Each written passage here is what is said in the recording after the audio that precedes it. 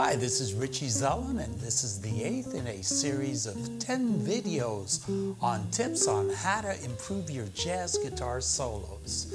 In this lesson, I want to discuss the use of upper extensions to further bring out the characteristic aural colors of the scales we use when improvising over a jazz standard.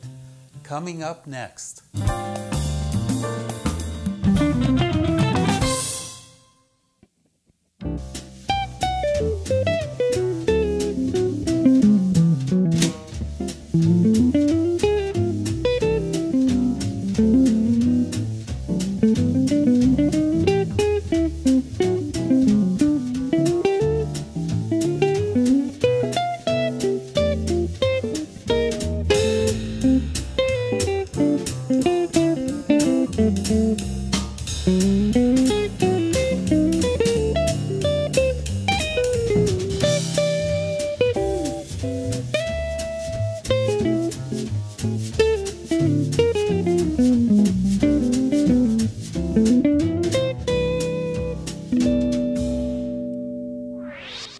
Welcome back to the Jazz Guitar channel.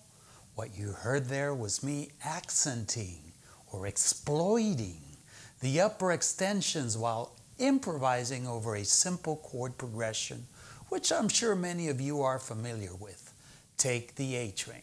Before I explain and demonstrate what I was doing, if you are new to this channel or simply this series, I want to say that over the past 2 months, I've been posting several lessons on tips to improve your jazz solos. Among them, stop thinking in scales, the use of approach note permutations, using guide tones, how to play over the bar line, how to use dynamics and articulation, and much more. Many of these tips may sound obvious on the surface to some, but believe me, there is a lot more to them when you dig in and truly understand the difference that their application can bring to your playing. The bottom line is that many jazz guitar students, after several years, still fail to explore or even give these concepts any thought. So, if you haven't had a chance to watch the previous videos in this series, I will place an index of links to them in the info section down below. Today, I want to talk about upper extensions, sometimes also referred to simply as tensions. These are the color tones such as the 9ths, 11ths, and 13ths that we can add to a basic 7th chord. By understanding their availability, which is different for every scale, we as improvisers can really expand our palette of tonal colors when crafting a solo. So before I demonstrate how to best use upper extensions, let me give you 2 simple rules of thumb that in most cases will help you determine which are the upper extensions in a given scale and which are not. You most likely understand that in a scale, the 1, the 3, the 5, and the 7 make up the fundamental 7th chord. And this leaves us obviously with the 2s, the 4s, and the 6s in the scale. And these can either be upper extensions or what some like to call avoid notes, because if you sit on them, they clash with the chord being played. Now, usually, if it is a half step above a 1, 3, or 5, it will be an avoid tone.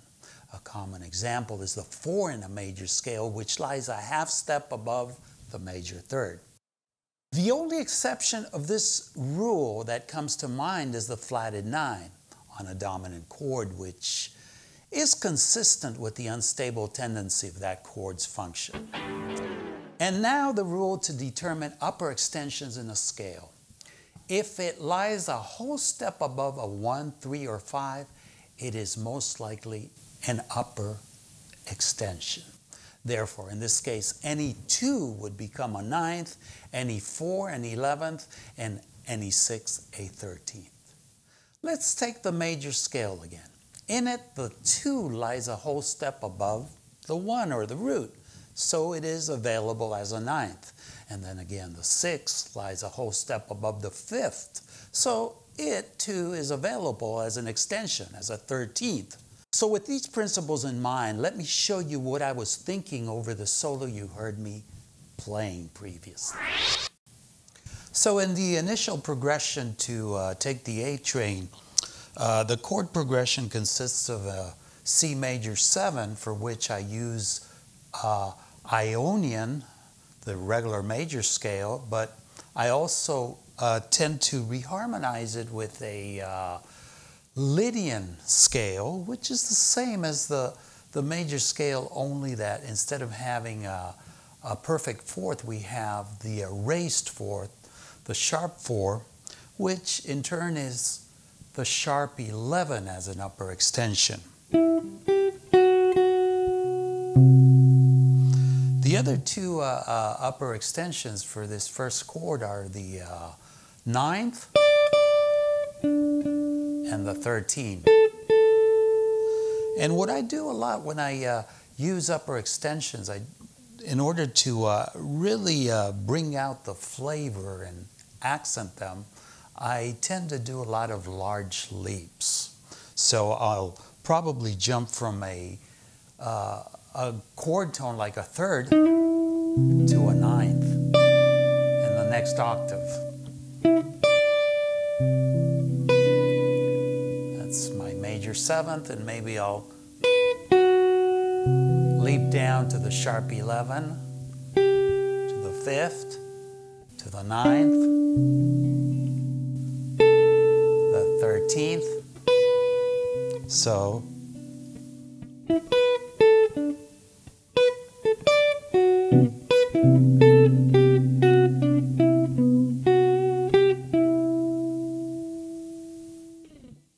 and then we move on to the second chord, which is a D7 flat 5. And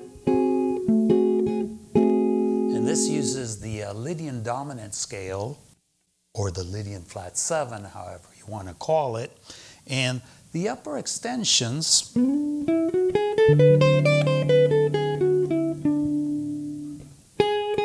are identical to the previous chord where I used the regular Lydian. So we have a sharp 11, 9, and a 13. And some ideas of how I might use this is I went from the flat 7, leaped up to the sharp 11, and then I leaped from one extension, the sharp 11, maybe to the 9th. Want to go back to one of the primary guide tones that identify the essence of the 7th chord underneath those upper extensions, and those are of course the 3rd and the 7th. So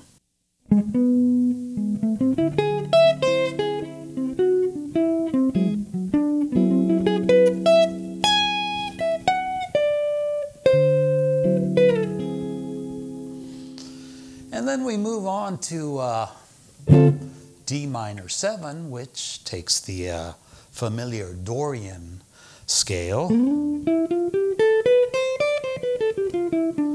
which in this instance as a 2 chord only uses the 9th as an upper extension and the 11th, which is the 4th degree. So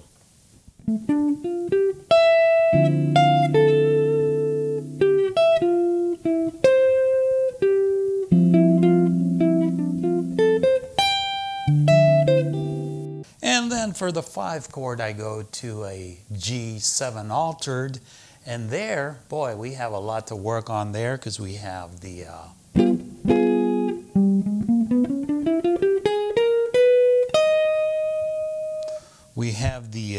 flatted 9, the sharp 9, we have the sharp 11,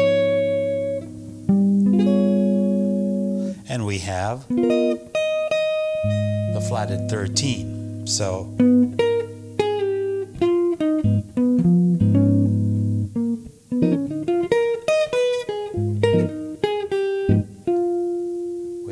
ourselves back to the 1 chord.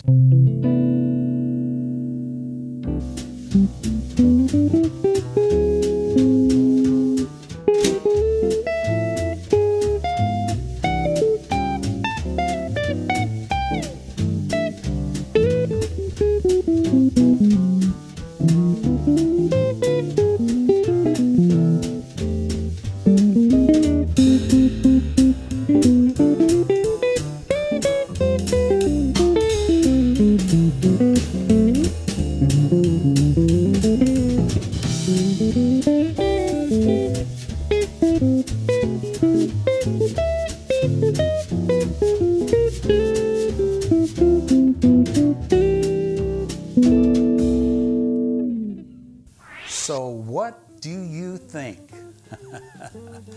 As usual, I welcome your comments and questions. Hope you've enjoyed this lesson, and if you haven't subscribed yet, please do so and be sure to click on the bell notification icon so you won't miss anything. Have fun as usual, and I will see you in the next video.